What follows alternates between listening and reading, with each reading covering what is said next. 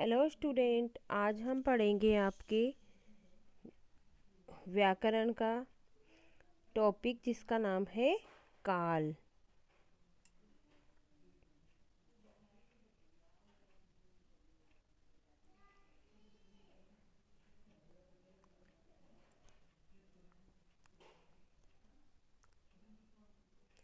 काल का अर्थ होता है समय। क्रिया के होने के समय को ही काल कहते हैं। यह काम होने के समय की सूचना देने वाले शब्दों को काल कहते हैं।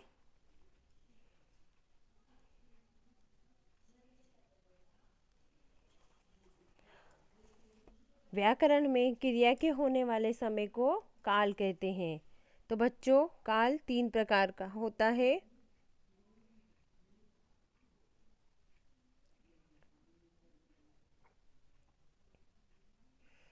और काल के उदाहरण हैं, जैसे मैंने केला खाया था, मोर नाच रहा है और गीता नाचेगी। अब काल के 3 भेद हैं: भूतकाल, वर्तमान काल और भविष्य काल।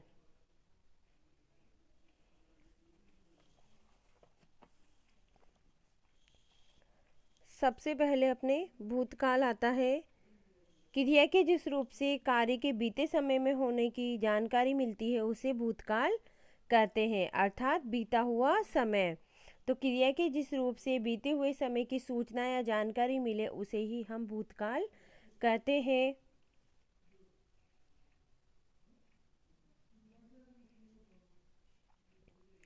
वाक्य में प्रयुक्त क्रिया के जिस रूप से बीते समय में क्रिया का होना पाया जाता है, अर्थात क्रिया के व्यापार की समाप्ति बतलाने वाले रूप को भूतकाल कहते हैं। और भूतकाल के भी 6 भेद होते हैं। मैंने यहाँ आपको वो 6 भेद नहीं बताए हैं, पर मैं बोलकर आपको बता रही हूँ कि 6 भेद होते हैं। इसके उदाहरण है: सुधा बाजार गई थी और मैंने पत्र लिखा था। अब 6 भूतकाल के 6 उदाहरण हैं। उनमें सर्वप्रथम आता है सामान्य भूतकाल।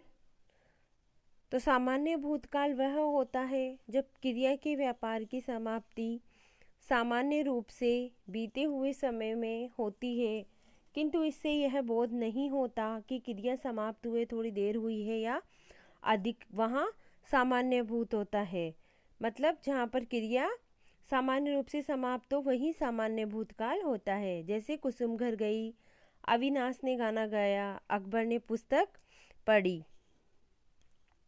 तो ये क्या है? सामान्य भूतकाल है। इसके बाद दूसरा भूतकाल होता है आसन्न भूतकाल। क्रिया के जिस रूप से यह प्रकट होता है कि क्रिया का व्यापार अभी अभी कुछ समय पूर्व ही समाप्त हुआ है, वहाँ आसन्न भूतकाल होता है। तो बच्चों, जहाँ पर हमें ये पता चले कि क्रिया अभी अभी समाप्त हुई है या कुछ ही समय पूर्व समाप्त हुई है, वहाँ आसन्न भूतकाल होता है। अतः सामान्य भूत के क्रिया रूप के साथ है के योग से आसन्न भूत का रूप बन जाता है। यथा कुसुम घर गई है, अविनाश ने गाना गाया है। तो इसमें कौन सा भूतकाल होगा? आसन्न भूतकाल होगा। इसके बाद तीसरा भूतकाल आता है पूर्ण भूतकाल। तो क्रिया के जिस रूप से यह प्रकट होता है कि क्रिया का व्यापार बहुत समय पूर्व समाप्त हो गया है या क्रिया पूरी तरीके से समाप्त हो गई है, अतः सामान्य भूतकाल क्रिया के साथ था थी थे लगने से काल पूर्ण भूतकाल बन जाता है, किंतु थी के पूर्व ई ही रहती है, ई नहीं। जैसे भूपेंद्र सिरोही गया था, नीता ने खाना बनाया था।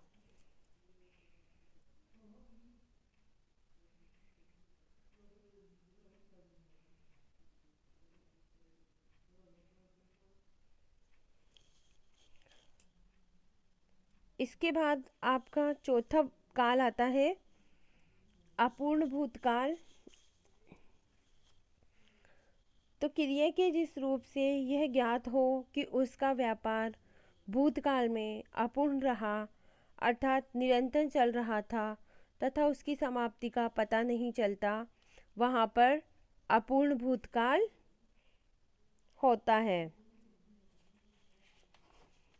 तो बच्चों जहाँ पर क्रिया के जिस रूप से ये ज्ञात हो कि उसका व्यापार भूतकाल में अपूर्ण रहा, मतलब क्रिया अधूरी है और निरंतर चल रही है तथा उसकी समाप्ति का भी पता नहीं है, वहाँ अपूर्ण भूतकाल होता है। इसमें क्रिया के साथ रहा है, रही है, रहे हैं या ता, था, ती, थी, ते, थे आदि आते हैं।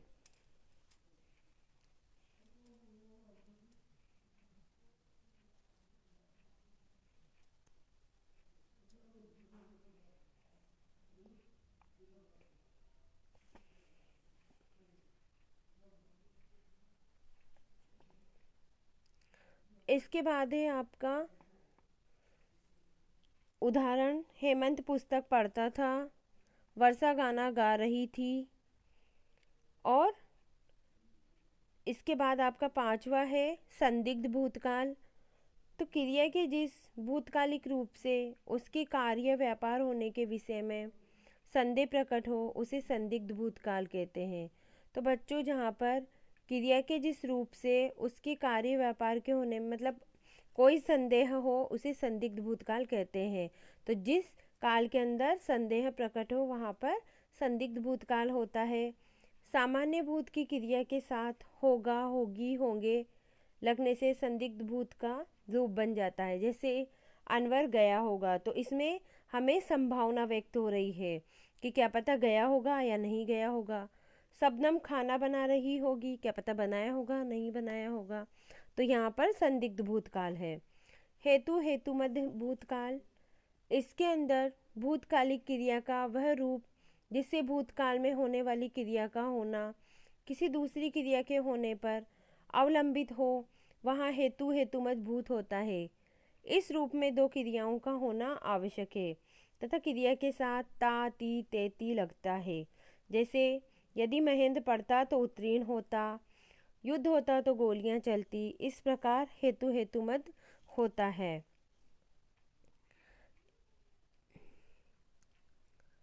और भूतकाल की पहचान है, वाक्य के अंत में था, थे, थी आते हैं।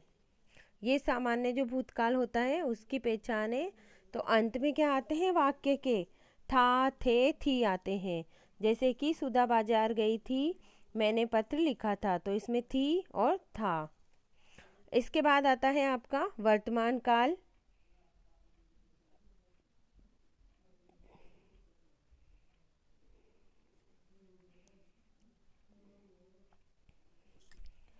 क्रिया के जिस रूप से कार्य के वर्तमान समय में होने की जानकारी मिले उसे वर्तमान काल कहते हैं।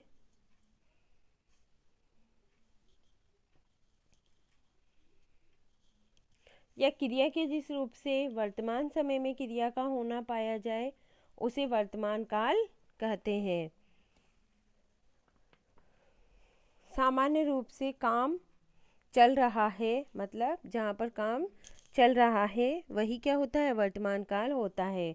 तो बच्चों क्रिया के जिस रूप से काम के चल रहे होने की सूचना मिले उसे वर्तमान काल कहते हैं। जैसे राम पुस्तक पढ़ता है, बच्चा खेल रहा है।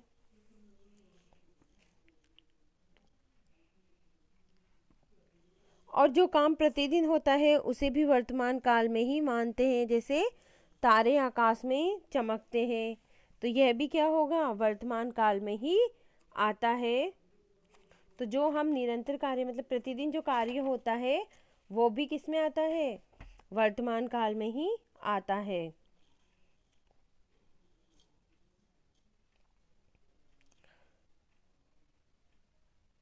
अब वर्तमान काल के भी 5 रूप होते हैं। तो वर्तमान काल के 5 भेद हैं आपके सामने।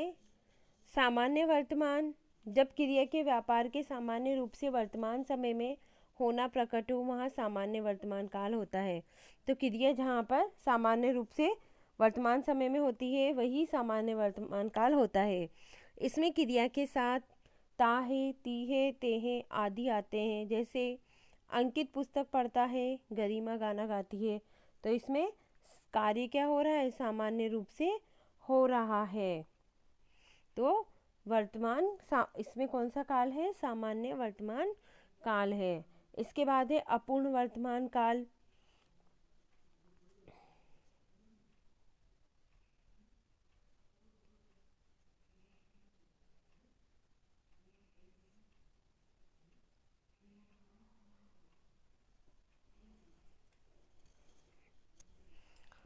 तो बच्चों, जब क्रिया के व्यापार के अपूर्ण होने अर्थात क्रिया के चलते रहने का बोध होता है, वहीं अपूर्ण वर्तमान काल होता है।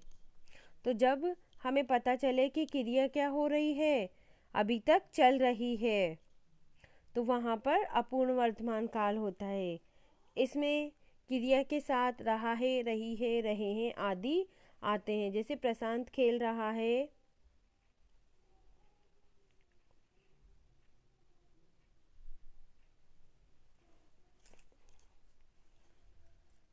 सरोज गीत गा रही है। तो यहाँ पर कार्य अभी चल रहा है, पूरी तरीके से समाप्त नहीं हुआ, तो यहाँ पर अपूर्ण वर्तमान होगा। इसके बाद है संदिग्ध वर्तमान। जब क्रिया के वर्तमान काल में होने पर संदेह हो, वहाँ संदिग्ध वर्तमान काल होता है। इसमें क्रिया के साथ ता, ती, ते के साथ होगा, होगी, होंगे का भी प्रयोग होता है।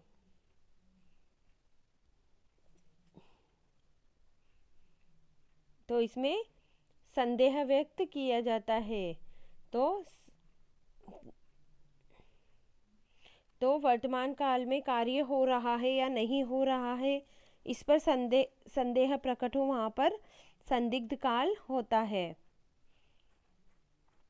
जैसे कि अबे खेत में काम करता होगा, राम पत्र लिखता होगा, तो इसमें संदेह प्रकट हो रहा है।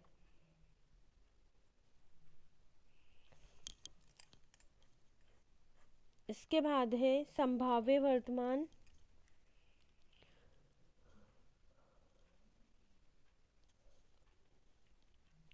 जिस क्रिया से वर्तमान काल की अपूर्ण क्रिया की संभावना या आशंका व्यक्त हो, वहाँ संभाव्य वर्तमान काल होता है। जैसे शायद आज पिताजी आते हों, मुझे डर है कि कहीं कोई हमारी बात न सुनता हो। तो जहाँ पर संभावना की जाती है या आशंका व्यक्त की जाती है, वहाँ पर संभाव्य वर्तमान काल होता है।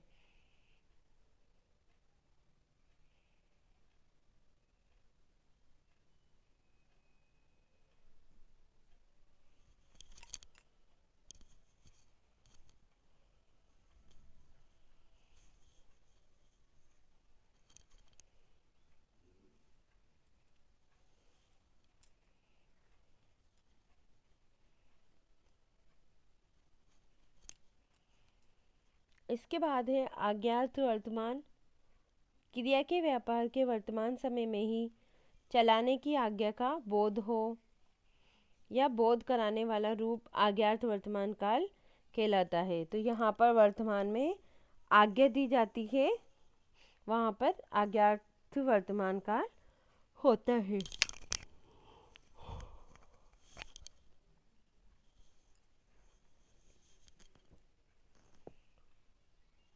जैसे कि राधा तू नाच, आप भी पढ़िए, तो यहाँ पर क्या हो रहा है, आज्ञा दी जा रही है, तो यहाँ पर अज्ञात वर्तमान काल है।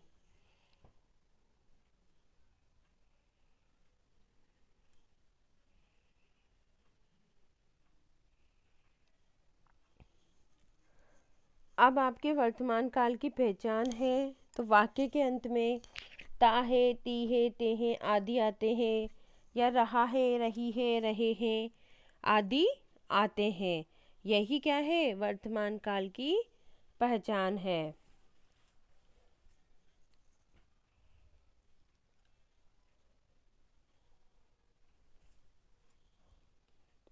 इसके बाद आता है आपका भविष्यकाल।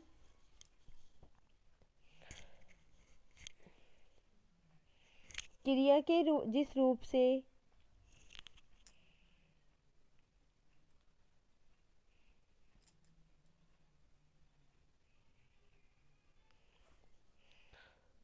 तो क्रिया के जिस रूप से कार्य के आने वाले समय में होने की सूचना या जानकारी मिले उसे भविष्यकाल कहते हैं। और भविष्यकाल का अर्थ होता है आने वाला समय।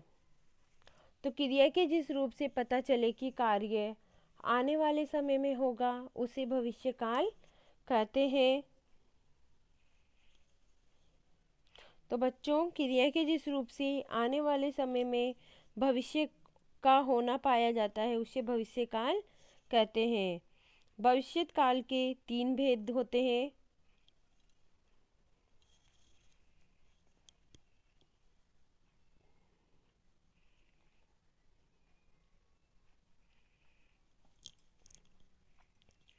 सामान्य भविष्य, संभाव्य भविष्य और अज्ञात भविष्य। सबसे प्रथम आता है हमारा सामान्य भविष्य। तो क्रिया के जिस रूप से उसके भविष्य में सामान्य रूप में होने का बोध हो उसे सामान्य भविष्यकाल कहते हैं। तो सामान्य भविष्यकाल उसे कहते हैं जहाँ पर क्रिया सामान्य रूप से भविष्यकाल में होती है, वही सामान्य भविष्यकाल होता है। इसमें क्रिया के अंत में एगा, एगी, एंगे आदि लगते हैं। यथा लीला नृत्य प्रतियोगिता में भाग लेगी।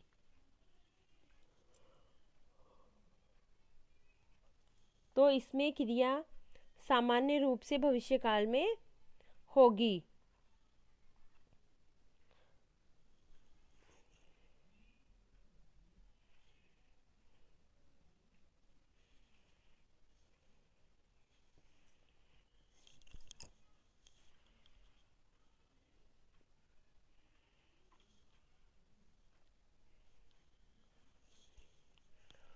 इसके बाद आता है आपका संभाव्य भविष्य।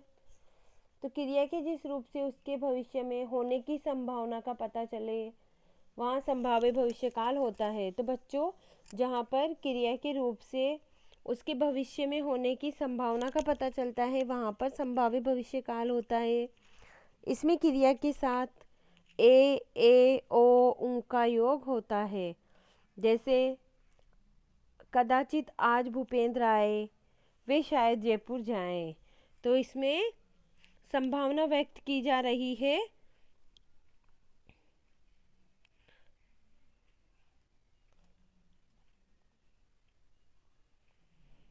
तो यहाँ पर कौन सा काल होगा? संभाव्य भविष्यकाल होगा।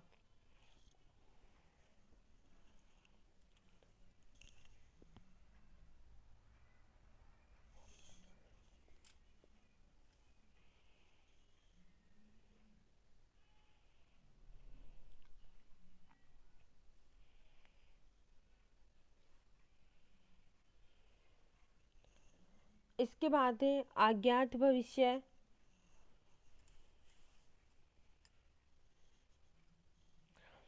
किसी क्रिया व्यापार के आगामी समय में पूर्ण करने की आज्ञा प्रकट करने वाले रूप को अज्ञात भविष्यकाल कहते हैं।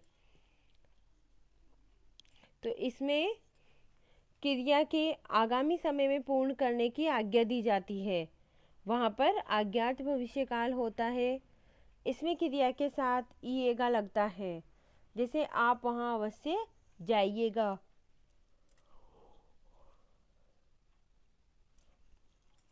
या आप वह कार्य अवश्य कीजिएगा।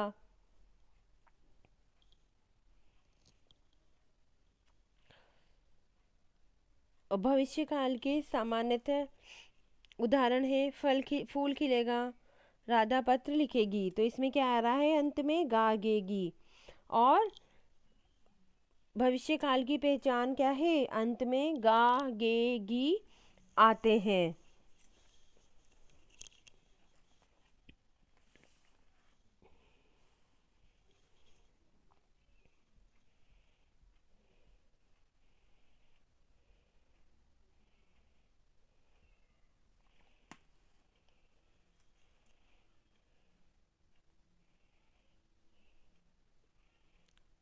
तो बच्चों, आप लोगों ने काल पढ़ा, इसको मैं वापस आपको समझा देती हूँ। काल, काल का अर्थ होता है समय। क्रिया के होने के समय को ही काल कहते हैं, या सामान्य रूप से काल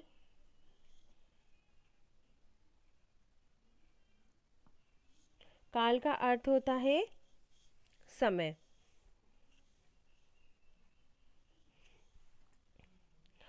और काल के 3 भेद होते हैं: भूतकाल, वर्तमान काल, भविष्य काल।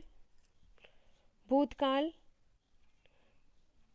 क्रिया के जिस रूप से कार्य के बीते समय में होने की जानकारी मिलती है उसे भूतकाल कहते हैं, अर्थात बीता हुआ समय ही भूतकाल होता है।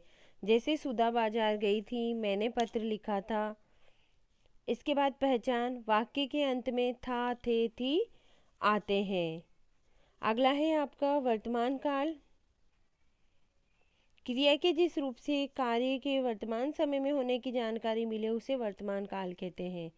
जैसे राम पुस्तक पढ़ता है, बच्चा खेल रहा है। तो वर्तमान काल का सीधा सीधा अर्थ होता है काम चल रहा है। जहाँ पर काम अभी चल रहा है वहाँ पर कौन सा काल होता है? वर्तमान काल होता है। और जो काम प्रतिदिन होता है उसे भी हम वर्तमान काल में ही मानते हैं, जैसे तारे आकाश में चमकते हैं आदि।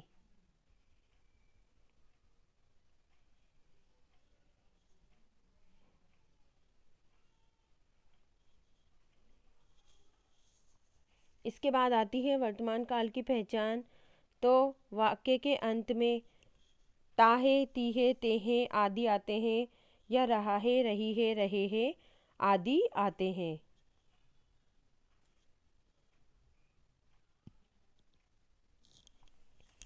इसके बाद आता है हमारा भविष्य काल। तो क्रिया के जिस रूप से कार्य के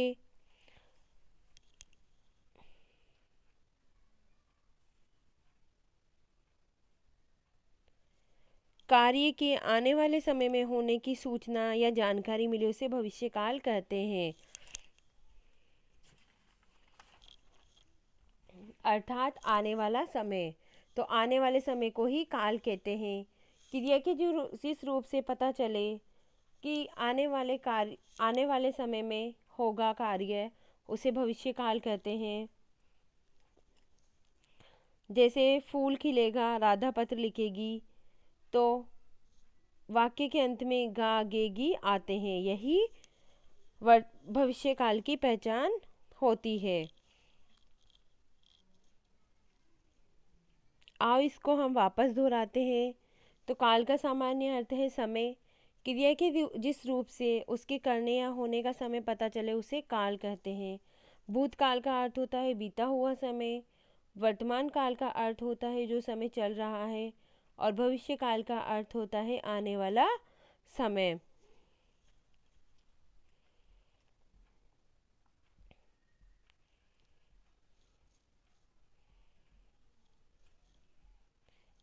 इस प्रकार आपके तीनों काल यहाँ पर आ चुके हैं। पहला है आपका भूतकाल, वर्तमान काल, भविष्य काल।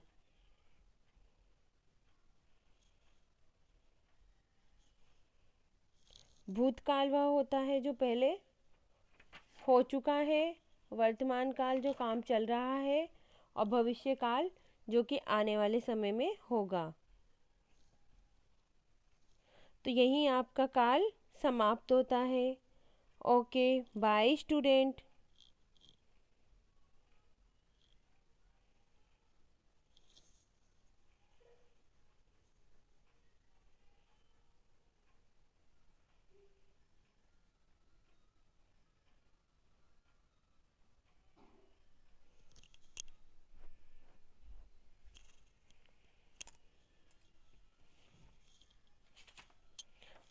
आपकी ग्रामर के नेक्स्ट टॉपिक के साथ फिर मैं नया वीडियो लेकर आऊँगी।